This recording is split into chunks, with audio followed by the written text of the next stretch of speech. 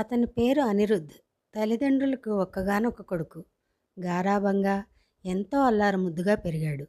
ఇప్పుడు అతని వయసు 20 సంవత్సరాలు. ఆజానుబాహుడైన అతను ఎర్రని మేనిఛాయ, ఆకట్టుకునే కళ్ళతో రాజకుమారుడిలా ఉన్నాడు. సుమారు 2 సంవత్సరాల క్రితం డిగ్రీ మొదటి సంవత్సరం చదువుతున్నప్పుడు తోటి మిత్రులతో కలిసి సరదాగా బైక్ మీద ర్యాలీగా వెడుతున్నప్పుడు జరిగిన యాక్సిడెంట్ వలన అప్పటికే అతని శరీరంలో ఏర్పడి ఉన్న క్యాన్సర్ మహమ్మారి బయటపడింది. అది తెలిసిన క్షణం నుండి చుట్టుపక్కల వారి సానుభూతి చూపులు, ఫ్రెండ్స్ దగ్గర కూడా అలాంటి మాటలే భరించలేక పూర్తిగా ఇంటికే పరిమితం అయ్యాడు. అతని తల్లి కూడా అతన్ని ఒక్క క్షణం కూడా వదిలి ఉండట్లేదు. అలా 2 సంవత్సరాల పాటు 4 గోడలకే పరిమితం అయిన అతను కొత్త గాలి కావాలని ఆశపడ్డాడు. తల్లి దగ్గర అనుమతి తీసుకుని కాలినడకన నిదానంగా రోడ్డు ఎక్కాడు. ఇన్నాళ్లుగా చీకటిలో మగ్గిన అతనికి ఆహ్లాదకరమైన బయట ప్రపంచం ఏదో రంగుల ప్రపంచంలా అనిపించసాగింది. అతను అలా ఆ వీధి చివరిదాకా వెళ్ళి మలుపు తిరగబోతుండగా అప్పటి వరకు మేఘావృతమైన వాతావరణం వర్షంగా మారింది. అతను వెంటనే పక్కనే ఉన్న ఒక పుస్తకాల షాపులోకి వెళ్ళాడు. ఎంతో కాలం తర్వాత అంత దగ్గరగా వర్షాన్ని చూస్తున్న తన్మయంగా కాసేపు అలాగే చూస్తూ ఉండిపోయాడు. కాసేపటికి యాదాలాపంగా పక్కకు చూసిన అనిరుద్ధ్కి అక్కడ ఒక అమ్మాయి కనిపించింది.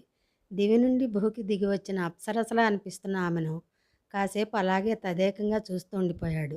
అతని చూపులు గమనించిన ఆ అమ్మాయి, "ఏం కావాలండి?" అని అడిగింది. రూపలావణ్యానికే మైమరిచిన అతను తేనె కురిపించినట్లు వచ్చిన ఆమె మధుర స్వరానికి చూపు తిప్పుకోలేకపోయాడు. తొలి ప్రేమ అంటే ఇదేనా అనుకుంటూ ఆశ్చర్యపోయి చూస్తున్న అనిరుద్ధ్కి ఆమె ప్రశ్న వినిపించలేదు. ఈసారి ఆమె తన స్వరం పెంచి మళ్ళీ అడిగింది అదే ప్రశ్న. అనిరుద్ తడబడుతూ బుక్ కావాలి అంటూ బలవంతంగా తన చూపులను పక్కన ఉన్న పుస్తకాల మీదకి మరల్చి చేతికి అందిన ఒక పుస్తకాన్ని తీసి ఆమెకిచ్చాడు. ఆమె బిల్ వేసిన తర్వాత ప్యాక్ చేయమంటారా అని అడిగింది. ఆమె చూపుల్లో బందీ అయిన అనిరుద్ ఆమె ఏమడిగిందో కూడా వినకుండానే అంటూ తలూపాడు. ఆ వెంటనే ఆమె పుస్తకాన్ని పార్సిల్ చేసి అతనికి ఇచ్చింది. ఇంతలోనే వర్షం తగ్గుముఖం పట్టడంతో కమ్మని ఊహలతో ఇంటి దారి పట్టాడు అనిరుద్. ఇంటికి వెళ్ళగానే ఆ పుస్తకాన్ని ప్రేమగా ఒకసారి తడుముకుని ముద్దు పెట్టుకుని ఆ అమ్మాయినే ముద్దు పెట్టుకున్నంతగా మురిసిపోయి కాసేపు అలా చూసుకుని ఆ పుస్తకాన్ని భద్రంగా ఒక అల్మారాలో పెట్టాడు. మర్నాటి నుండి అతనికి అదొక దినచర్యగా అయిపోయింది. ప్రతిరోజు సాయంత్రం ఇంటి నుండి ఆ షాప్ వరకు రావడం, ఆమెను చూస్తూ ఏదో ఒక పుస్తకం కొనుక్కోవడం, ఆ చూసిన ఆనందంతోనే మళ్ళీ మరుసటి రోజు వరకు ఎప్పుడు చూస్తానా అని ఎదురు చూడటం, కొని తెచ్చిన పుస్తకాలన్నింటినీ అందంగా ఆ అల్మారాలో సర్దడం. ఇలా ఒకరోజు, ఒక వారం కాదు, ఏకంగా 5 వారాలు గడిచిపోయాయి. అతని తల్లి అతనిలో వచ్చిన వింత మార్పుకు ఆశ్చర్యపోయినా గత కొన్ని రోజులుగా అతని కళ్ళల్లో కనిపిస్తున్న ఆనందానికి మనసులోనే తన కొడుక్కి చివరి దశలో ప్రేమను పరిచయం చేసి కొత్త ఆనందాన్ని చూపిన దేవుడికి దండం పెట్టుకుంది. అనిరుద్ చివరికి ఒకరోజు ఆ అమ్మాయితో మాట్లాడాలి అని నిర్ణయించుకున్నాడు. అందుకే ధైర్యం చేసి రోజులాగానే పుస్తకం కొనుక్కొని వెళ్ళిపోబోతూ అతని ఫోన్ నెంబర్ ఒక పేపర్ మీద రాసి ఆమె ఎదురకుండా పెట్టాడు. కానీ అదే అతను ఆమె దగ్గరికి వెళ్ళే చివరి రోజు అని అతనికి మాత్రం ఏం తెలుసు? ఆ రాత్రే అతని పరిస్థితి విషమించడంతో ఆసుపత్రిలో 2 రోజుల పాటు నరకయాతన అనుభవించి అనంతవాయువుల్లో కలిసిపోయాడు. తర్వాత వారం రోజులు గడిచిపోయాయి. అనిరుద్ తల్లి అతని ఆలోచనలో బాధపడుతూ ఉండగా అతని ఫోన్ రింగ్ అయింది. అనిరుద్ రోజు వెళ్ళే పుస్తకాల షాపు అమ్మాయి. "ఏమండి, ఆయన లేరా? 10 రోజుల నుండి షాప్కి రావడం లేదు" అని అడిగింది ఆ అమ్మాయి. అది ఎవరో అర్థమైన అనిరుద్ తల్లి విషయం చెప్పింది. అవతలి వైపు నుండి ఎటువంటి సమాధానం రాలేదు. కొన్ని సెకన్ల తర్వాత ఫోన్ కట్ చేసినట్లు వినిపించింది.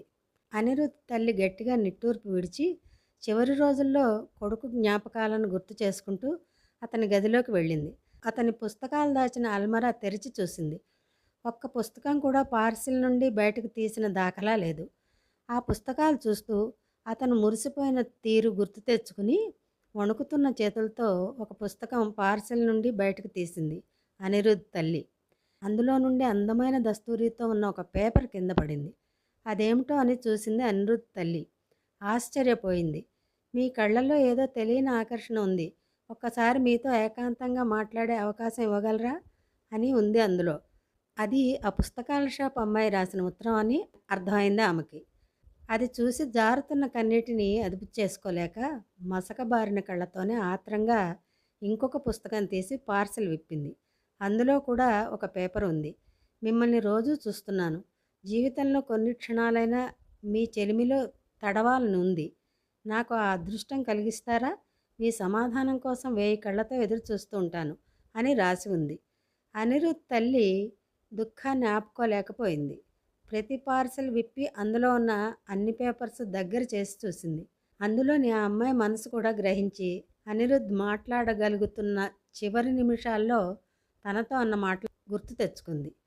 పేరు కూడా తెలియని ఆ అమ్మాయితో ప్రేమ అని నవ్వుతావేమో కానీ కనీసం నా ప్రేమ ఆమెను తాకింది అనే విషయం తెలిసినా చాలమ్మా అన్న అనిరుద్ మాటలే పదే పదే ఆమె చెవిలో మారుమ్రోగాయి.